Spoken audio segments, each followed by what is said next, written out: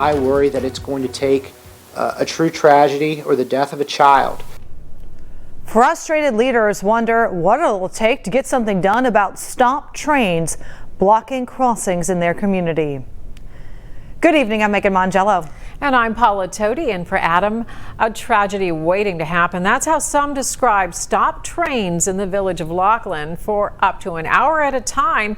It can be a city split in two by stopped trains. Because of that, many people just choose to cross between those stopped trains.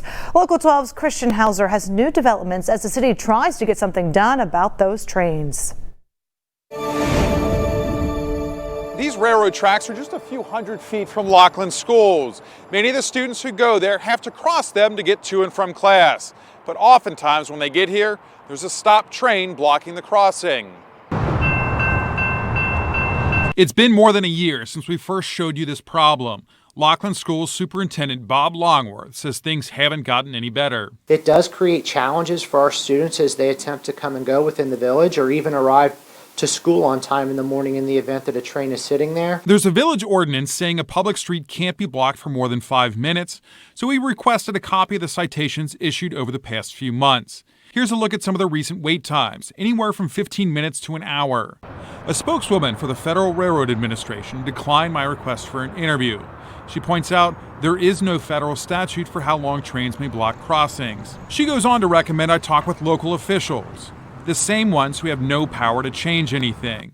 She also says talk to the railroad, so I called Norfolk Southern, which owns the tracks, to get some answers. I am requesting an interview to discuss trains that are stopping and blocking crossings in our area, sometimes for half an hour or even hours at a time, and it's creating quite a safety issue. I received an email response saying someone would get back to me, but have not heard anything since. In the meantime, Longworth says they have to remind students to never cross between stopped cars. But as you can see, students still do so. Many feel it's only a matter of time before someone's killed. Unfortunately, at this point, I worry that it's going to take a true tragedy or the death of a child for the attention that needs to be drawn to this situation in order for us to get the remedy that we need. The village has talked with Congressman Brad Wenstrup to try and get some help. I have requested an interview with Congressman Wenstrup, but he was busy today actually giving out the COVID vaccination. He says he will talk to me next week about what he will try and do to alleviate the issue. I also reached out to Senators Sherrod Brown and Rob Portman, but no one from either of their offices has responded to me. In Lockland, Christian Hauser, Local 12 News. And of course, Christian will continue to look into this. The issue is so bad that the Federal Railroad Administration has created a portal for you to report any blocked crossing.